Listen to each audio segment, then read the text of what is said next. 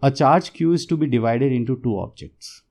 What should be the values of the charges on the object so that the force between the object is maximum? Now for this particular problem, we will require a basic concept of application of derivative from maths, right? And if you are a bio student, you have to just remember two things, okay? The first thing is, if some quantity is maximum or minimum, its first derivative, first differentiation is equals to 0, okay? If it is maximum, then the second derivative will be negative, and if it is minimum, then the second derivative will be positive. Only these things you have to remember, but we will not go into second derivative in this particular problem. We will just focus on the first derivative, okay? And the first derivative will be 0, as I said, even if it is maximum or minimum, right? Okay. Depth of this concept, you will learn it in maths. And if you are in bio, don't worry, you have to just remember this, okay? So here the question says a charge q is to be distributed between two objects. So let's say this is the first object, I gave it a charge small q. Then how much charge I will be able to give the second object? Q minus q.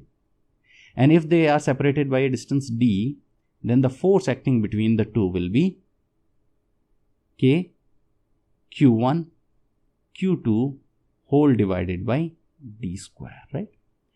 Now they are saying force is maximum. If force is maximum, then the derivative of this force will be 0. But derivative with respect to what? Now be very careful, here you are taking charges. You are splitting charges. So with respect to charge, you have to differentiate, correct?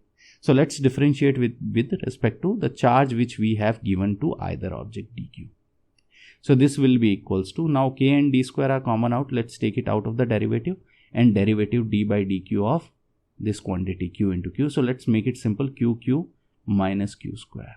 Again I am repeating, small q you are differentiating, so capital Q will be treated as constant. It will have to be a constant because it's a given quantity.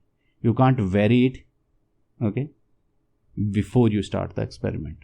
So k by d square, and derivative here will give you q, and there you will get it 2q, correct?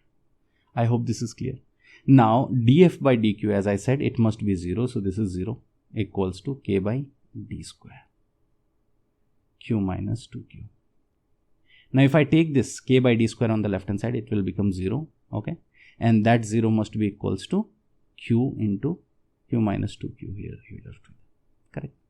Now taking this 2q on the left hand side, 2q must be equals to q, and if I divide this, it will become how much? Q is equals to q by 2. So each must be getting a charge of q by 2 to get our force maximum.